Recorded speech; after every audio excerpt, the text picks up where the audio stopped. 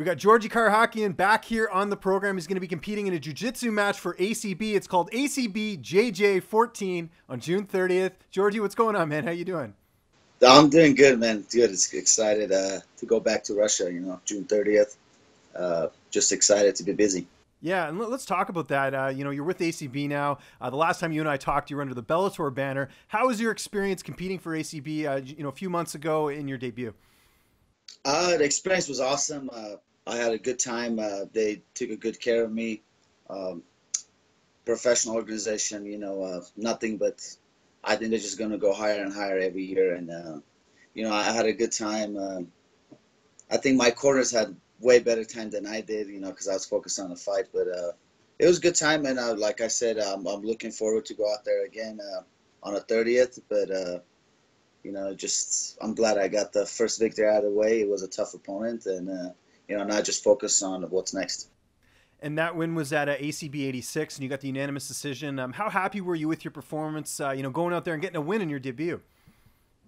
I was very happy with the performance, especially going against Alexey Polpudnikov. He was on a 13-fight win streak. I know he had a knockout power, and just had to do my stuff and, frustrate him. And, I pretty much frustrated him at the first 2 minutes of the fight, and he was already talking shit to me, and I already had him broken up in the head. So it was good to beat him up, in his and I guess you could say in his home country, but it's my. No, for sure. And I was going to ask you about that too. Did you find the fan reception was a little bit better over there just because, you're a native of, Russia? It's one of those things where you're going to have that international fan base that you wouldn't necessarily get in Bellator. Yeah, I had I was pretty surprised. I had a lot of fans there, Russian, Armenian fans, and there was about 5,000 Armenian fans that were just screaming. After a fight, I had to go hang out with them, and of course, some of the fans would give me a hard time about the comments I made with Shlemenko and Musasi, but it was all cool, man. I was all cool with them, and it was good times. Now, a fight like that, you go the 3 rounds, you don't come out unscathed. I mean, no matter who you fight, you always have some bumps and bruises. What is your go-to for recovery these days? Because I think that's a thing that we don't really talk about a lot when it comes to fight camps is the post-fight and the recovery. Yeah, I got to be on top of my supplements and as far as my BCAAs and amino acids, all that stuff. But on top of that, I also use Terphouse.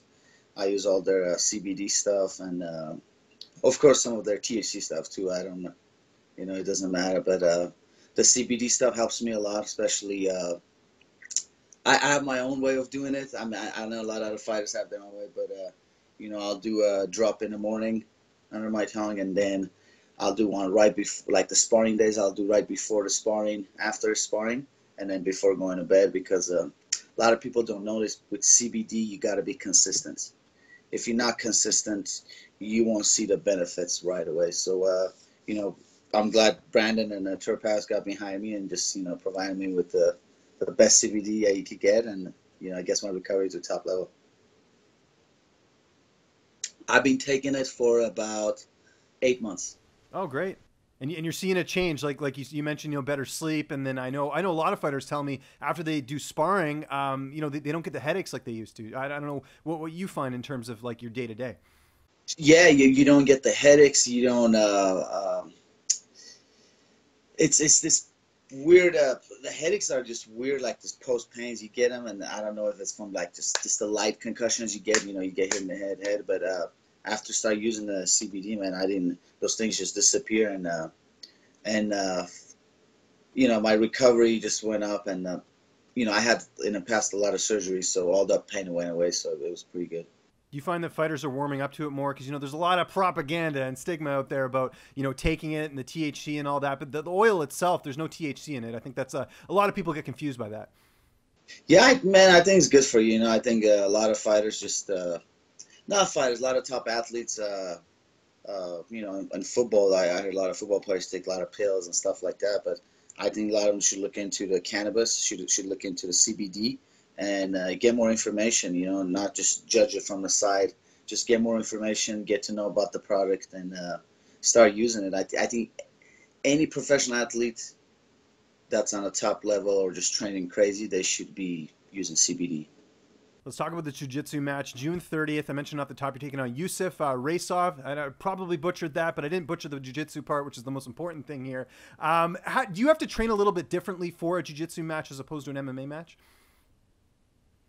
Yeah, there's no punches, so I enjoy this next few months. I just had another jiu-jitsu match with Jeff Glover, but this one coming up, it's just perfect. I don't spar that much. I mean, I still drill my stand-up stuff to not forget the timing, but I don't spar much, just a lot of wrestling, just a lot of drilling. And it's good. It's kind of tighten up my jiu-jitsu. That's great. And who are some of the training partners you work with for this fight in particular? For this fight in particular, I would say Steven Martinez. He's a good black belt at the Peerless Jiu-Jitsu. Arnold Jimenez, Saeed Awad, Juan Archuleta, TJ Right. You're part of that super camp. I forgot about that. Yeah. So I know you guys. Yeah, you guys are. Dwayne Ludwig's there. I know there's a lot of really good coaches and training partners there, which is great because the one thing I love about the super camp that you guys have is like there's no egos. You guys are there for each other. There's no like I'm better than this guy or whatever. You guys are there together so you guys can all get better. Which I know sometimes in gyms you can get that ego and it kind of makes things a little bit complicated. Yeah, I think that's what separates a lot of successful gyms. You just got to keep it real in there, man. A lot of gyms are just being a little fake, but I think in our group we even agreed that we're gonna keep it real. Like if Monday, like today I spar, I don't look good, you better put me on the side and say, hey, you look like shit today, so make you pick it up the next day. So we keep it real, and the talent over there is crazy. TJ is the champion. I learn a lot just watching him train, and it's good to be around those guys.